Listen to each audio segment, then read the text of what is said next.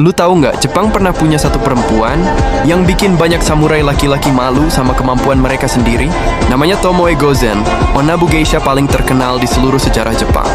Di era ketika perempuan cuma dianggap penjaga rumah, Tomoe muncul sebagai komandan perang yang dicatat resmi dalam Heike Monogatari, kitab sejarah terpenting era itu. Tomoe diperkirakan lahir sekitar 1157 sampai 1160 di Echizen dari keluarga samurai kelas menengah. Berbeda dengan kebanyakan perempuan waktu itu, Tomoe dilatih bertarung dari kecil.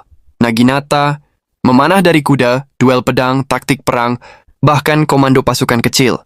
Dia bukan sekadar perempuan yang bisa bertarung, tapi benar-benar dibesarkan sebagai prajurit garis depan.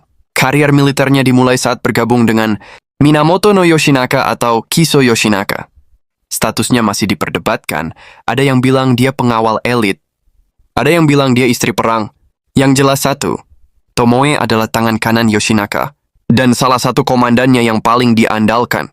Heike Monogatari bahkan menggambarkannya sebagai wanita cantik, ahli memanah dan berkuda, siap melawan dewa atau iblis sekalipun. Ini bukan hiperbola, catatan. Sejarah jarang memberi pujian kayak gitu pada perempuan. Tomoe ikut dalam kampanye Yoshinaka menaklukkan Shinano, memimpin unit-unit kecil dalam pertempuran, dan ikut saat Yoshinaka merebut Kyoto dari klan Taira. Tapi setelah memasuki Kyoto, Yoshinaka bentrok dengan saudaranya sendiri, Minamoto no Yoritomo, pendiri shogun pertama Jepang. Untuk menghancurkan Yoshinaka, Yoritomo mengirim dua jenderal terbaiknya, Yoshitsune dan Noriyori. Tomoe tetap bertahan di sisi Yoshinaka meskipun odds-nya nggak masuk akal. Semua memuncak di pertempuran Awazu 1184. Pasukan Yoshinaka diserbu dari dua arah dan mulai hancur total. Tomoe, bukannya kabur, justru maju ke garis depan. Di tengah kekacauan itu, Tomoe melakukan aksi yang bikin namanya abadi. Dia menantang Onda no Hachiro Moroshige, salah satu samurai paling kuat dari Musashi. Tomoe menjatuhkannya dari kuda dan memenggalnya di tengah perang. Duel perempuan versus laki-laki jarang dicatat sejarah, dan Tomoe bukan cuma duel dia menang telak. Saat pasukan remuk dan Yoshinaka terluka parah, Yoshinaka memerintahkan Tomoe pergi, entah untuk menyelamatkannya atau melindungi kehormatannya.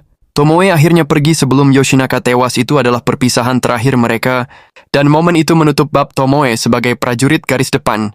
Setelah itu, hidup Tomoe Gozen berubah jadi misteri terbesar dunia samurai.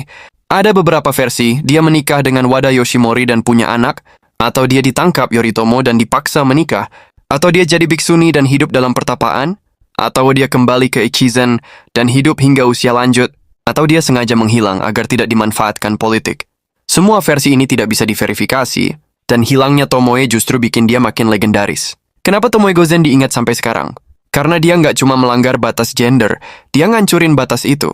Dia komandan pasukan, ahli duel, jago kuda, pengawal panglima, dan satu-satunya perempuan yang tercatat jelas bertarung dalam perang Genpei.